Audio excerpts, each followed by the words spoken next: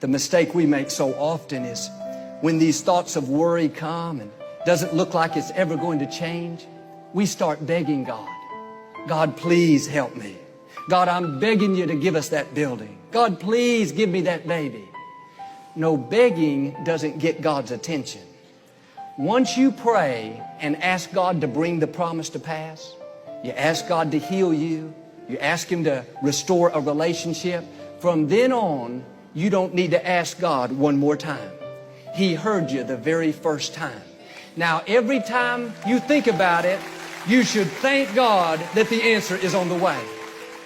I know people, and they're good people, but they ask God for the same thing, the same way, year after year.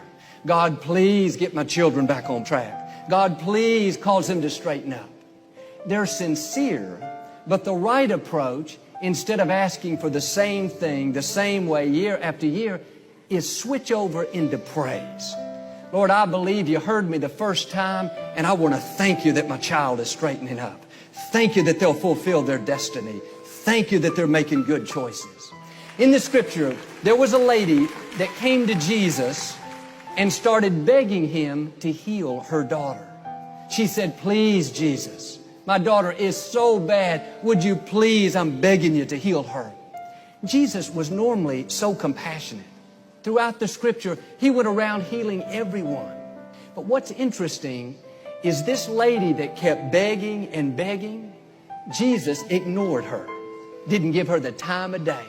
After a while, she realized begging wasn't going to do her any good. The scripture says she fell at Jesus' feet and started worshiping Him, started thanking Him, started giving Him praise. All of a sudden, Jesus stopped what He was doing, looked at the woman, and said, your daughter is perfectly well. You can go home. Everything is okay. What begging won't do, praising will do. I'm asking you, don't be a beggar, be a believer. Once you pray, switch over into praise. None of this year after year, God, please heal me. God, please give me that promotion. God, I'm just begging you. No, zip that up. All through the day, Father, thank you that I'm healthy. Thank you that my business is blessed. Thank you that promotion is coming. When our son Jonathan got his driver's license a couple of years ago, we bought him a used car. Our daughter Alexandra is 13 years old. A few months after he got that car, Alexandra came up and said, Daddy, when I get my driver's license, are you going to buy me a car? I said, yes, Alexandra, I'm going to buy you a car. She said, you promise? I said, I promise. Do you know, since I have given her my word, she has not asked me one time to buy her that car. She is totally convinced that I will do what I said. So much so that she talks about that car as if it's already hers.